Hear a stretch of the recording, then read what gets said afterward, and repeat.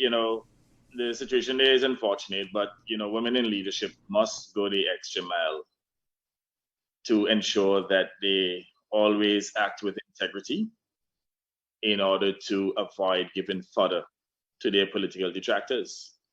And I can say that the Honorable Maria Brown understands that. I mean, our people can be very mean-spirited. And if you do things or get involved in things that are not wholesome, and you give your political opponents reasons to use your own, let's say, indiscretions against you, then you have to take some level of responsibility. Yes. Just trying to have a broader discussion here. I mean, I can say categorically, for example, I mean, what was said about myself, my wife, our family, totally untrue. And even notice the Honorable Maria Brown has not even wasted her time to respond because she knows it not to be true. And even if she had decided, you know what, she has enough of the old dog and she's moving on, I could not go in any forum or any forum and say anything badly about her because she has proven to be a great mother and a virtuous wife. And she understands too that she has to respect herself, respect her family. And by so doing, she's also protecting the integrity of her family.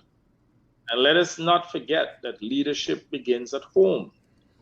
We all have a responsibility, irrespective of our sex, male or female, to demonstrate leadership in our homes.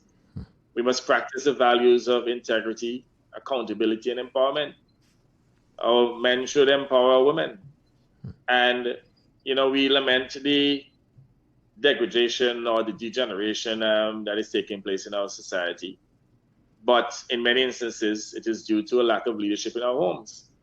When men and women mash up their families and you don't have that strong presence of a father, strong presence of a mother to assist in raising children, obviously we are weakening families and weakening our communities and ultimately weakening our nation.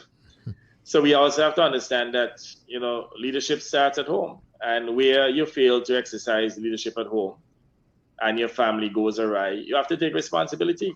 And if others utilize it as fodder to denigrate you, then clearly you would have, you have to take some level of responsibility. And I'm speaking generally here. And the message ultimately is to say to all of us that we must keep our families together. There will always be differences. There will always be challenges, but we must keep our families together. I mean, when you have individuals, for example, who can't keep their families together, they can't provide any sovereignty over their homes. They can't provide leadership, for their wives, for their children, and they want to lead us. How do you expect to get effective leadership from them? Now, I can understand that some people may choose to be single and they may not necessarily be married. Okay, fine. But if you choose to have a family, you get married, you have a family, you have to respect your wife, you have to respect your children. And no matter the cost, you must hold your family together. So my advice to the young lady is, notwithstanding whatever challenges you may be faced with at this time, unless there are irreconcilable differences, hold your family together. And let the fact that you have a strong family speak for itself. You don't even have to respond to them. You have to put in a press release. Maria didn't have to respond because she knows what the truth is. And she knows that she's my queen. And she knows too that nobody can treat her like the queen in which I have treated her. Well, I don't think so. Thank you, sir.